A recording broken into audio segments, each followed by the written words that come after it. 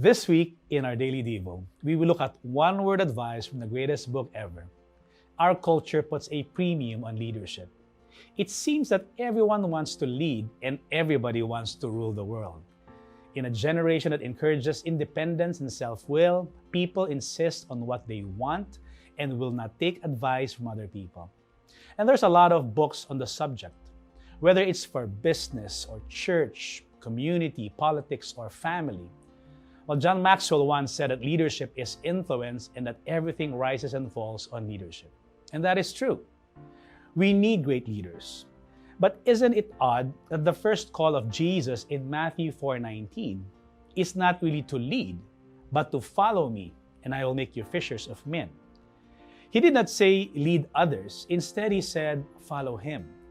Do you find it hard to follow instructions or orders? Maybe your wife asks you to do something and you don't want to do it. Or your husband, while driving, wants to take a certain direction and yet you insist that your way is a better way, better than ways. Or teenagers having difficulty obeying because they think that their parents' ways are obsolete or boomers. You see, to follow Jesus involves humility. You are acknowledging that his way is better than your way since he really knows better. And sometimes, following Jesus may not be the easiest thing to do because it may run counter to your plans and desires.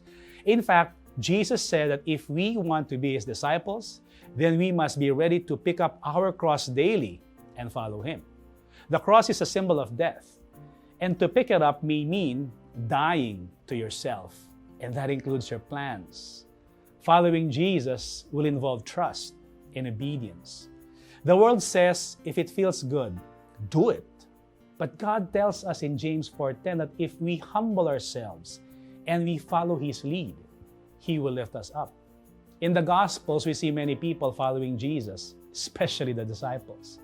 And we see a glimpse of how the disciples followed Jesus by surrendering their lives to him.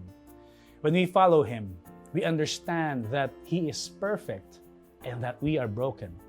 And the good thing is, he never leaves us unchanged. Our brokenness is made whole. Our lives are transformed into something better. And guess what? He also gives us a new calling.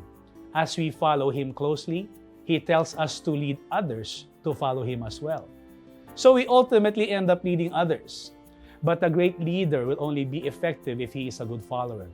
We're following the greatest leader the world has ever seen and known. Let me encourage you today. Follow Jesus and he will lead you.